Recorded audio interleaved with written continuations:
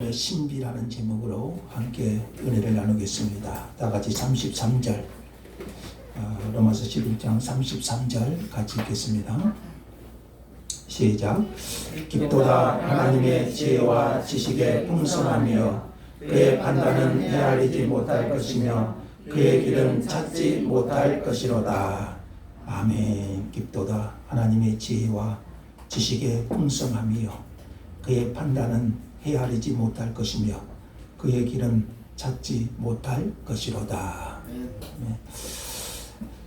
바울은 복음을 영접하지 않는 이스라엘 동족들, 자기 민족 동족들로 인해서 마음 가운데 큰 근심과 고통을 가졌습니다. 우리도 그러죠. 우리의 가족이, 우리의 친족이 예수를 영접하지 않고 멸망으로 가는 것을 보면 우리 마음에 큰 근심과 고통을 가지지 않을 수 없습니다. 아멘. 바울은 이 문제로 오랫동안 고민하다가 해답을 찾습니다. 왜 동족이 예수를 믿지 않을까? 왜 하나님의 택한 이스라엘이 예수를 거부할까? 바울은 오랫동안 고민하다가 성경을 통해서 하나님의 관점에서 이스라엘을 보면서 해답을 찾습니다. 지금은 이들이 회개하지 않지만, 지금은 이들이 복음을 거부하지만 하나님의 큰 구속의 경륜 속에서 보니까 그들이 회개하고 언젠가는 아멘. 돌아올 것이다. 아멘. 이 소망을 갖습니다. 아멘. 지난 시간에 말씀드린 것처럼 하나님은 유대인들의 불신을 통하여 이방인들에게 복음이 흘러가게 하셨고, 이방인들이 구원의 부요함을 누릴 때 유대인들은 식이 나서 이제 예수 그리스도를 믿게 하신다는 것이죠. 그래서 온 인류를 구원하고자 하시는 하나님의 크신 계획, 하나님의 크신 경륜이 나타나 있는 것입니다. 아멘. 여러분, 우리도 어떤 문제나 사건을 볼 때 하나님의 시각에서, 그러니까 하나님의 관점에서 볼 수 있어야 됩니다. 아멘. 어떤 문제나 사건을 볼 때 인간적인 입장으로 보지 말고 하나님의 시각으로 볼 수 있는 안목을 가져야 됩니다. 아멘. 성경은 뭐라고 말씀하시는지, 이 문제와 사건을 통해서 하나님은 무엇을 하고 계시는지, 하나님은 뭐라고 말씀하시는가, 하나님이 어떻게 역사하고 계시는가. 아멘. 하나님은 여전히 살아계신 하나님이십니다. 아멘. 하나님은 변함없이 역사의 수레바퀴를 돌리고 계시는 분이십니다.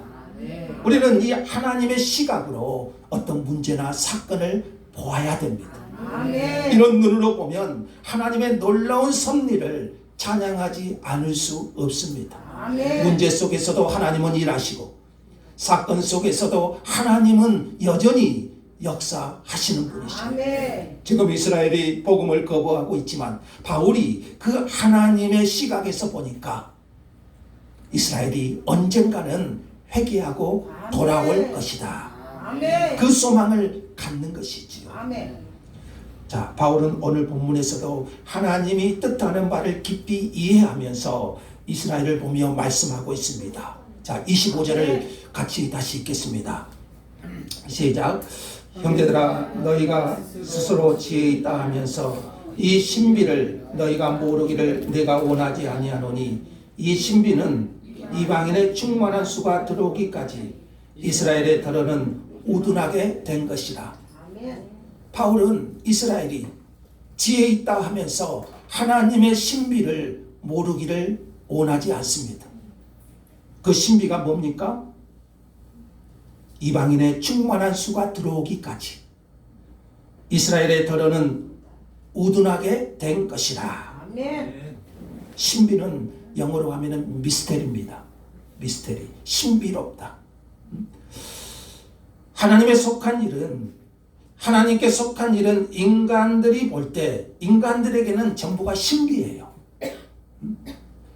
그러나 하나님께는 당연한 것인데 인식의 한계를 가진 인간에게는 미스테리, 신비죠. 예수님의 탄생이 신비롭습니다. 아멘. 예수님은 동정녀 마리아를 통해서 탄생하셨잖아요. 그 예수의 탄생이 신비롭고 아멘. 예수의 십자가가 신비롭죠. 아멘. 예수의 부활도 신비롭습니다. 아멘. 예수의 승천도 신비로운 일입니다. 아멘. 장차 우리 몸이 부활할 것도 신비에 속한 것입니다. 아멘. 사람의 관점에서 볼 때는 신비하지만 하나님께는 당연한 것입니다. 아멘. 인간은 인식의 한계가 있지요. 시공간의 제약을 받지요. 그러니까 인간의 인식의 한계로 깨달을 수 없고 하나님에 속한 모든 것이 그래서요 신비롭기만 한 것이지요. 아멘. 여러분 창세기 요셉을 보면서 기가 막힌 하나님의 섭리를 보지 않습니까? 그 요셉의 생애를 보면서 누가 그 요셉을 그 기막힌 섭리로 인도하실 하나님을 누가 알았겠어요? 그 신비를 우리는 다른 측면에서 섭리라고도 말해요. 하나님의 섭리. 이 하나님의 섭리는 인간의 눈으로 볼 때 신비로울 뿐입니다. 아멘. 바울은 이 섭리적인 뜻으로 이스라엘을 바라보니까 그 하나님의 기막힌 섭리로 이스라엘을 바라보니까 이 신비를 이스라엘이 깨닫기를 원한다는 거예요. 아멘. 그 신비가 뭐라고 그랬습니까? 25절 후반부에 이방인의 충만한 수가 들어오기까지 이스라엘의 덜어는 우둔하게 된 것이라. 아멘. 하나님은 이방인들을 구원하시기 위해서 우리 하나님은 온 만민의 하나님이시죠. 아멘. 그것을 위해서 십자가에 피 흘려 죽으셨고요. 하나님은 이 이방인들을 구원하시기 위해서 이방인들을 우둔하게 하셨습니다. 유대인들을 우둔하게 하셨습니다. 그리고 그 이방인의 충만한 수가 들어오기까지 이스라엘은 우둔할 겁니다. 하나님은 이방인들을 무한정 구원하시는 것이 아닙니다. 그러니까 하나님이 이방인들을 구원하시는 시간이 있고 하나님의 마음에 두고 계시는 숫자가 있어요. 하나님은 이방인들의 충만한 수가 들어오기까지 기다리시죠. 아멘. 그러나 그 이방인의 구원이 무한정 이루어지는 것은 아니죠. 하나님께서 계획하시는 숫자가 있다는 거죠. 아멘. 하나님은 이 숫자가 찼을 때까지 이방인에게는 구원의 문을 열어주시고 아멘. 그 숫자가 채워질 동안만 이스라엘이 예수를 믿지 않게 하십니다. 이스라엘의 우둔함이 그러니까 이스라엘이 예수를 거부함이 영원하지 않고 일시적이라는 거죠.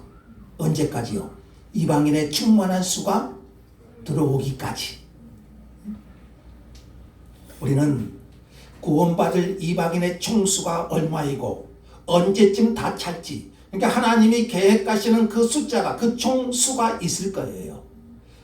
그것이 언제일지 그 수가 얼마일지 언제 그것이 끝날지 우리는 그것을 정확하게 알 수는 없어요. 성경 어디를 보아도 알 수는 없어요. 이것은 누구만 아실까요? 하나님만 아시죠. 아멘. 이단들은 구원의 숫자를 정해요. 요한계시록에 보면 14만 4천 명 이단들이 자주 사용하는 거죠. 그래서 이 14만 4천 명 수에 들어와야 구원을 받는다. 그렇게 말해요. 그런데 이 숫자는 상징적인 숫자일 뿐 특정 인원을 그러니까 구원받을 총수를 말하는 것은 아니에요. 생각해 보세요. 하나님이 14만 4천 명만 구원하시기 위해서 독생자 예수님을 이 땅에 보내셨겠습니까? 신구약의 그 많은 성도들 14만 4천 명 뿐이겠습니까?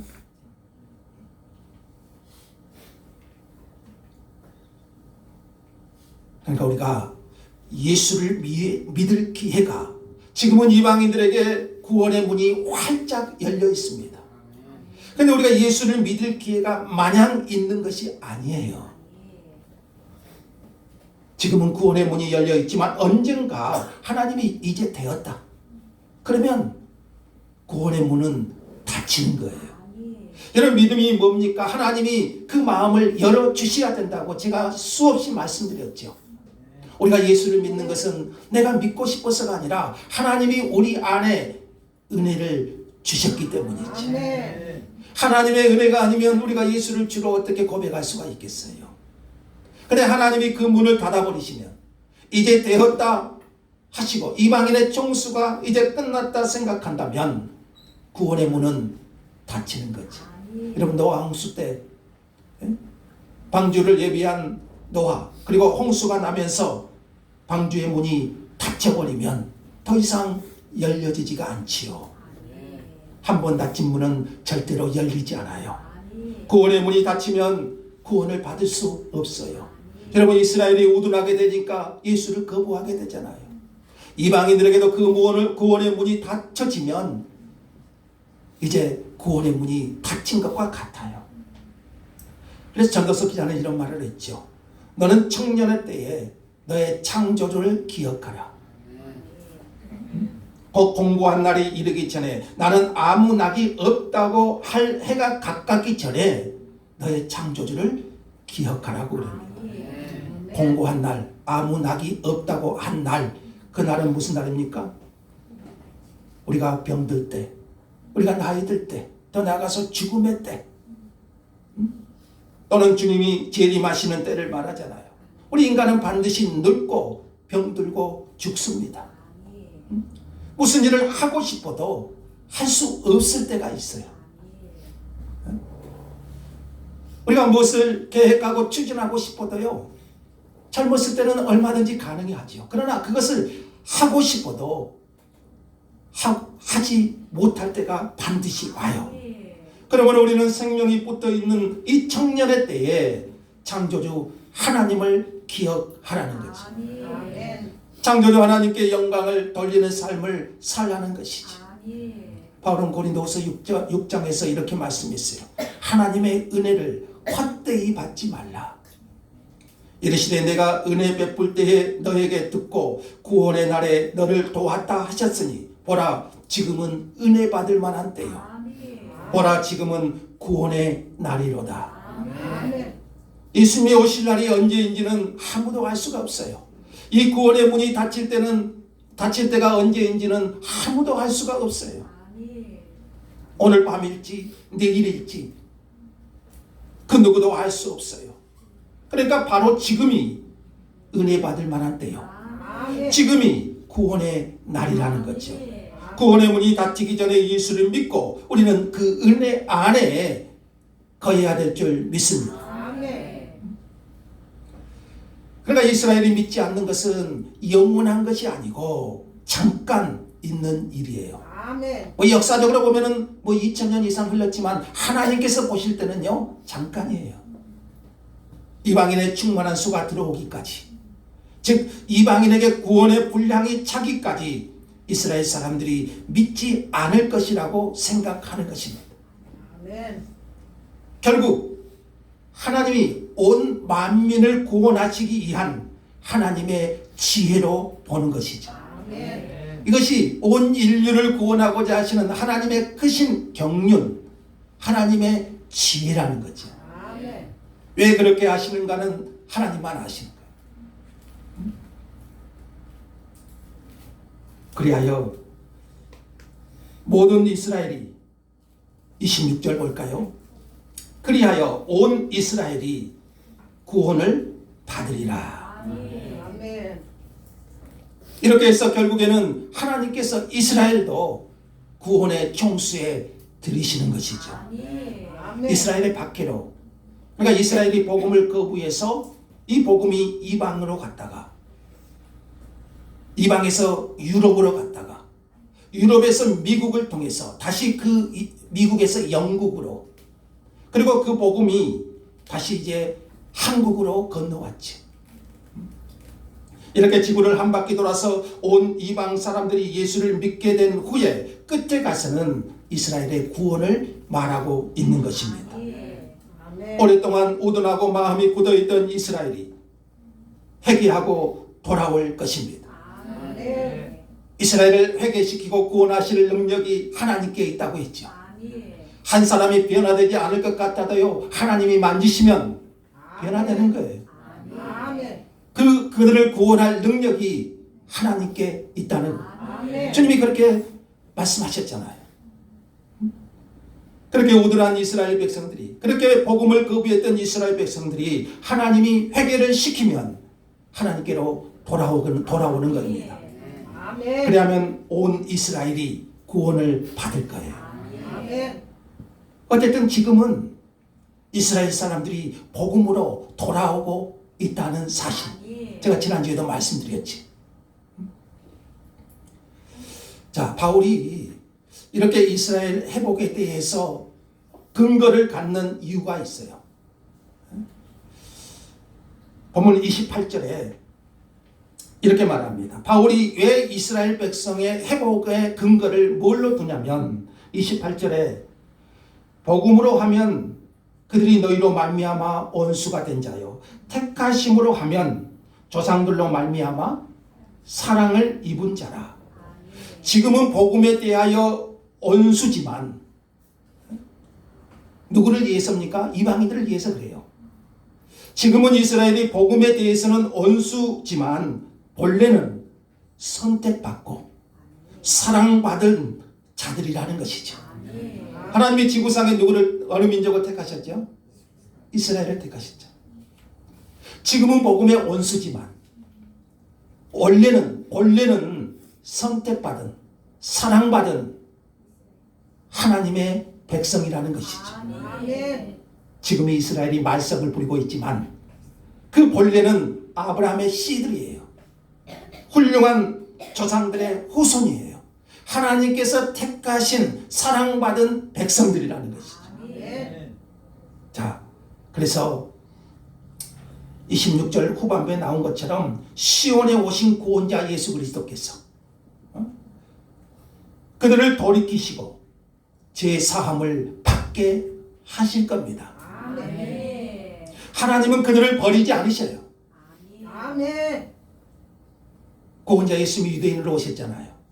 그 시온에 오신 구주 그리스도께서 그들을 돌이키시고 그들을 회개하게 하시고 제사함을 받게 하실 겁니다. 아멘. 왜요? 그들이 지금은 복음의 원수지만 원래는 선택받은 하나님의 사랑받은 백성이기 때문이라는 거죠. 아멘. 하나님은 그들을 버리지 않으십니다. 그들은 아브라함의 씨들이에요. 그래야 29절에 가서는 더 중요한 말씀을 하고 있어요. 하나님의 은사와 부르심에는 후회하심이 없느니라. 아멘. 후회함이 없다는 것은 변심이 없다는 거죠. 사람은 변하잖아요. 하나님께서 택한 자는 끝까지 사랑하신다는 거죠. 아멘. 하나님은 이스라엘 백성들을 택하셨어요. 그 택하신 백성은 하나님이 어쩌습니까? 그 은사와 부르심에는 후회하심이 없느니라. 그러니까 하나님께서 택하신 백성은 어떻게 사랑하십니까? 끝까지.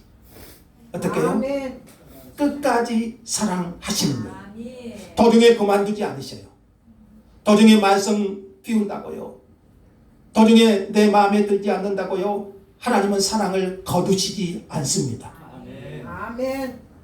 그래서 이 사랑을 어떤 주석가는 하나님의 창조적 사랑 이렇게 말합니다. 하나님의 창조적 사랑.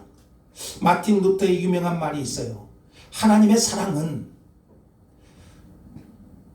대상을 찾아 헤매지 아니하시고, 그러니까 사랑받을 만한 사람이 있나, 내가 사랑해 줄 만한 사람이 있나, 그렇게 하나님의 사랑은 그 대상을 찾아 헤매지 아니하시고 그 사랑받을 대상을 창조하신다.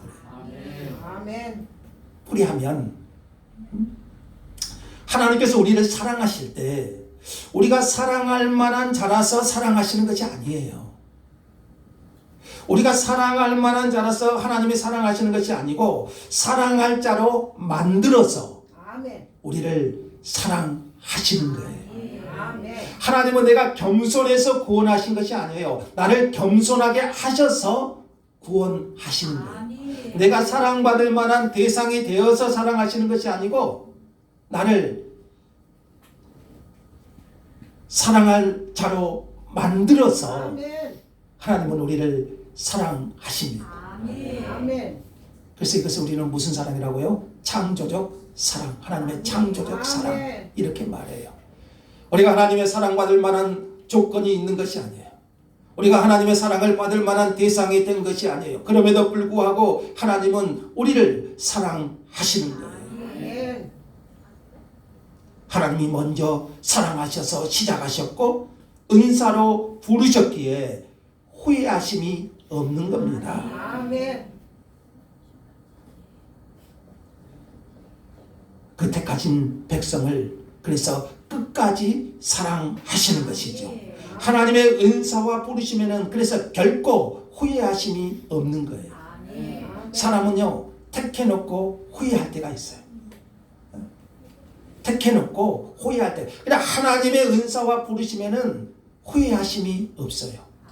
하나님은 사랑할 만한 자로 만드시기까지 하나님은 우리를 끝까지 버리지 않으십니다. 그러니까 바울은 그것을 믿는 거예요.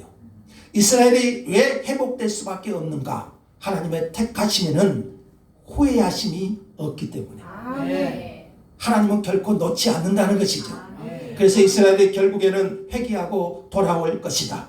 하나님은 어떤 방법을 통해서든지 그 사랑을 받도록 이스라엘을 이끄실 거라는 거죠. 아멘. 바울이 이스라엘 회복에 대해서 두 번째 근거를 갖습니다. 첫 번째 근거는 부르시면 후회하심이 없다. 두 번째 근거로는 뭐냐면은 하나님의 긍휼을 말합니다. 긍휼. 자, 하나님은 어떻게 인간을 구원하시냐면요, 긍휼을 기초로 인간을 구원하십니다. 아멘. 이방인인 우리가 구원을 받은 것은 하나님의 긍휼입니다. 아멘. 긍휼. 우리가 돌 감람나무 이야기를 했죠. 우리는 본래 좋은 열매를 맺을 수 없는 돌 감람나무였어요. 그냥 하나님께서 참 감람나무에 접붙임을 받게 하셔서 아멘. 우리를 구원하시고 우리로 열매를 맺게 하셨어요. 아멘. 우리가 어떤 조건이 있어서 구원하신 것이 아니에요. 하나님께서 우리를 구원하신 것은, 그러니까 하나님께서 우리를 하나님의 자녀로 삼아주신 것은 오직 하나님의 긍휼입니다. 아멘. 하나님이 우리를 긍휼히 여기셔서 우리로 하나님의 백성이 되게 하신 겁니다. 아멘. 이스라엘이 순종하지 않으므로 이방인인 우리가 긍휼을 입은 것이죠. 아멘. 아멘. 이스라엘이 순종하지 않음으로써 그 긍휼이 우리에게로 돌아온 거예요. 아멘. 그러니까 우리가 그 긍휼로 하나님의 구원을 얻은 거예요. 아멘. 내가 잘나서 구원을 획득한 것이 아니에요. 여러분, 구원은 내 힘으로 획득하는 것이 아니에요. 아멘. 어떤 공로를 통해서 그 구원을 획득하는 것이 아니에요. 아멘. 하나님의 긍휼이죠. 아멘. 하나님의 긍휼로 아멘. 우리를 구원하시는 거예요.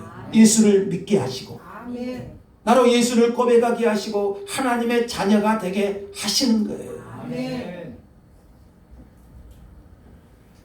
이스라엘도 마찬가지입니다. 31절에 보니까요, 이와 같이 이 사람들이 순종하지 아니하니, 이스라엘 말하죠.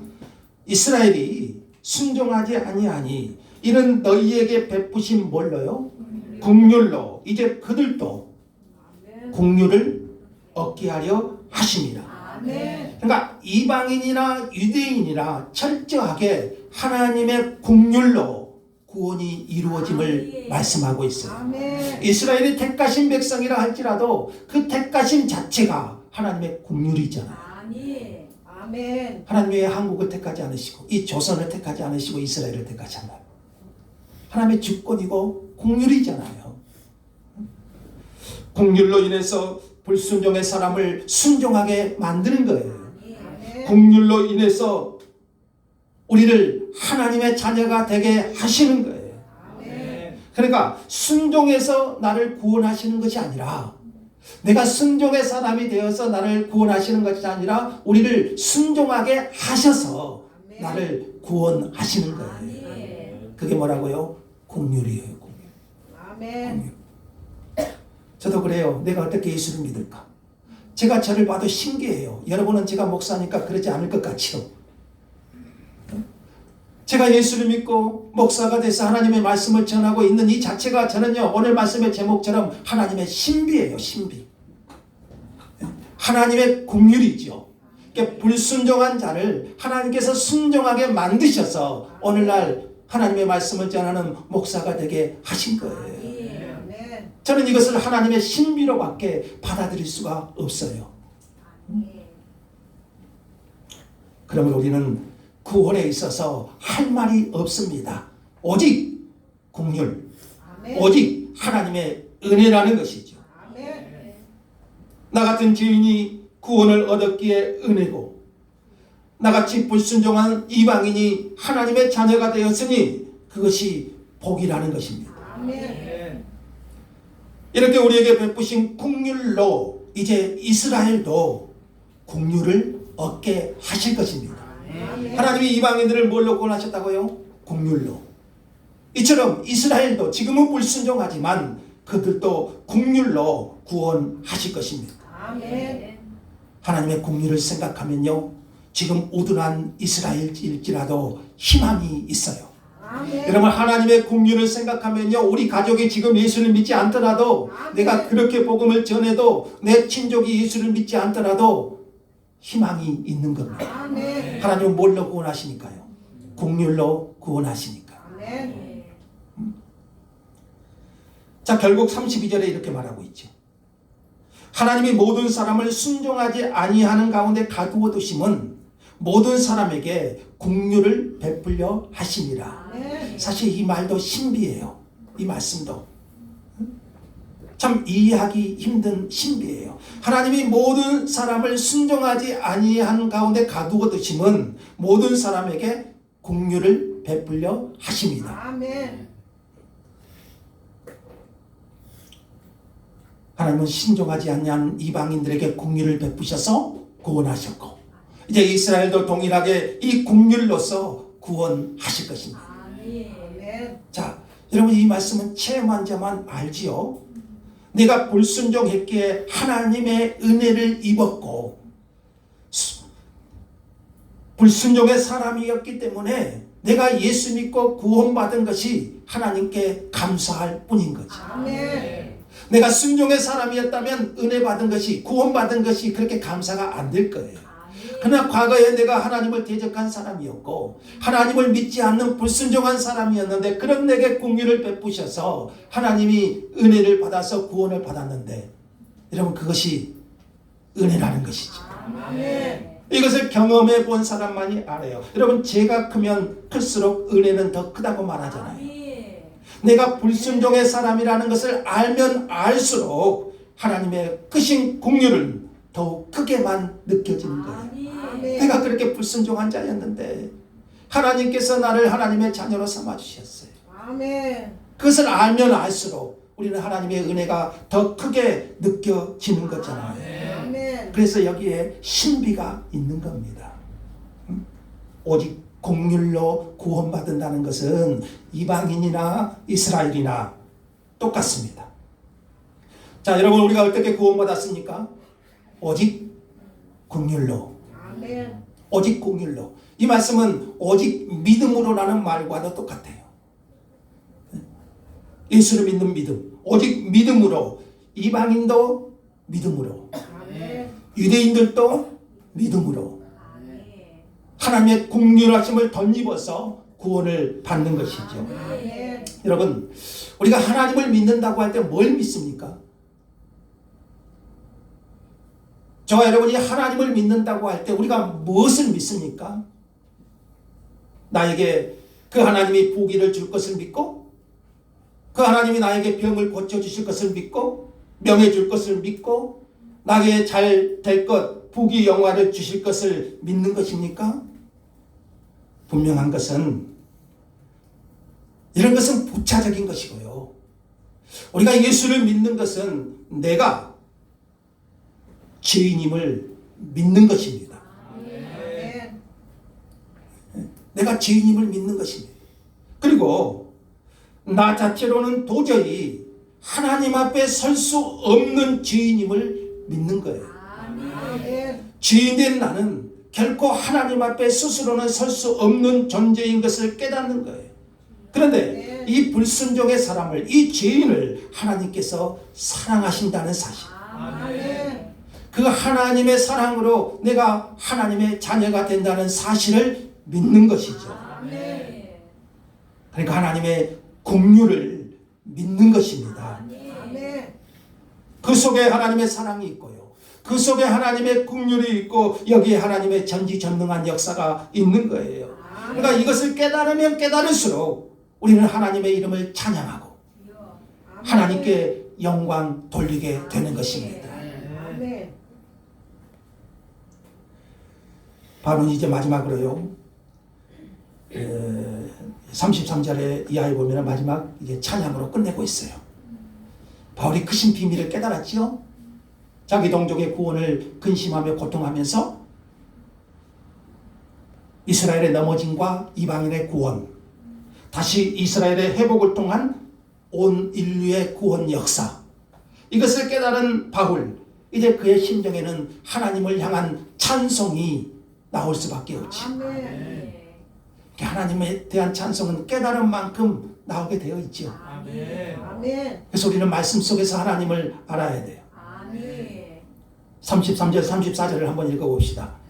바울의 심정으로 그 깨달음의 기쁨으로 33, 34절 시작.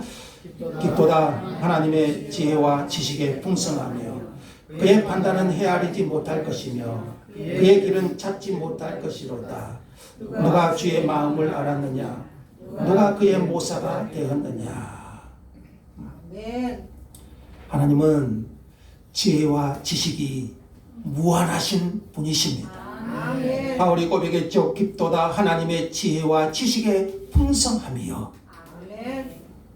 하나님은 지혜와 지식이 풍성하신 분이십니다. 아멘. 누가 이스라엘의 넘어짐을 통해서 이방인들을 구원하실 줄 알았겠으며 이방인들의 구원을 통하여 장차 이스라엘의 회복을 누가 꿈이나 꾸었겠습니까? 바울이 그것을 깨닫고 나니까요. 그 하나님을 발견하고 나니까 그 온 인류를 구원하고자 하시는 하나님의 지혜와 지식에 감탄할 수밖에 없지. 아멘. 그 누구도 인류 구원의 역사를 이루어 가시는 하나님의 지혜와 지식을 헤아릴 수 없고 하나님이 하시는 일을 판단할 수 없습니다. 아멘. 여러분 사실 우리는요 하나님의 능력보다는 하나님의 지혜를 오늘 본문에서 바울이요 하나님의 능력을 찬양하기보다는 하나님의 지혜를 찬양하고 있어요. 우리가 기도하는 것을 보면은 대부분이 기도가요 하나님의 능력을 구합니다. 하나님의 능력, 지혜를 구하기보다는 하나님의 능력을 더 구해요. 예를 들면 하나님 내가 이런 문제가 있습니다. 하나님 내가 이런 질병이 있습니다. 하나님의 능력을 얻어서 그러니까 하나님은 능력이 많으시니까 이 문제를 해결해 주십시오. 이 병을 고쳐 주십시오. 여러분 이렇게 기도하는 것은 뭘 믿는 거죠? 하나님의 능력을 믿는 거지요. 나쁜 것은 아니에요. 하나님의 능력을 믿는 거지요. 그러나 병든 가운데 하나님의 지혜가 있음을 생각해야 됩니다. 어떤 사건이나 문제가 있을 때 능력의 하나님을 구하는 것도 중요하지만 하나님의 지혜를 구해야 돼요. 그 질병 속에 그 문제 속에 그 사건 속에 하나님의 풍성하신 지혜가 있음을 우리는 깨달아야 돼요. 아멘. 지혜를 인정하면 기도가 달라져요. 하나님 내가 아파야 된다면 아프게 해주시고 회복되는 것이 좋으면 회복되게 해주십시오. 이 모든 것을 하나님의 뜻대로 해주십시오. 우리가 이렇게 기도하게 돼요. 하나님의 지혜를 알면 그러니까 그 병듦 속에 하나님의 뜻을 깨달은 것이고 능력의 하나님만 구하면 어쩝니까? 안 고쳐주시면 대들기세죠. 근데 지혜의 하나님을 구하면 어쩝니까? 그 속에 하나님의 뜻이 무엇일까? 아멘. 그 문제를 일으키신 뜻이 무엇인지는 나는 잘 모릅니다. 왜 내게 그런 일이 일어나야 되는지, 왜 내게 그런 문제가 터져야 되는지, 그건 우리는 알 수 없어요. 그러나 하나님의 지혜를 누가 판단할 수 있겠어요? 그 하나님의 일하심을 누가 재단할 수 있겠어요? 하나님은 지혜가 풍성하신 분이십니다. 아멘. 그러니까 우리는 불평하지 않고 그러한 문제 속에 하나님의 지혜가 있다는 것을 깊이 인정하는, 깊이 고백하는 신앙이 있어야 돼요. 아멘. 바울은 이 진리를 깨달으면서요, 깊도다 하나님의 지혜와 지식의 풍성함이요. 아멘. 그러니까 우리는 모든 것을 서두에 말씀드린 것처럼요, 하나님의 시각에서 볼 수 있어야 돼요. 아멘. 그 속에 담긴 하나님의 지혜를.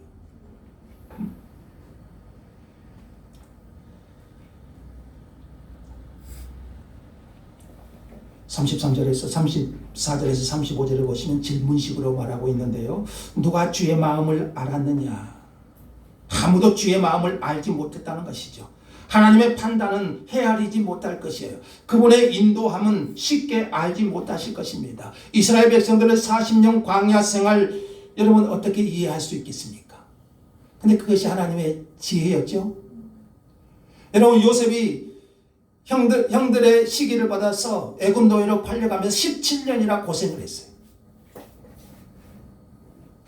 근데 요셉이 뭐라고 고백합니까? 우리 동족을 구원하시기 위해서 하나님이 나를 미리 보내셨고 하나님이 하셨다고 고백합니다. 그러니까 형들은 괴로워하지 말라는 거예요. 이런 하나님의 마음을 누가 당시에는 알았겠습니까? 아멘. 우리 가정에 이런 불행한 일들, 내게 터져 있는 이런 일들, 누가 그것을 그 당시에는 그 하나님의 마음을 이해할 수 있겠습니까?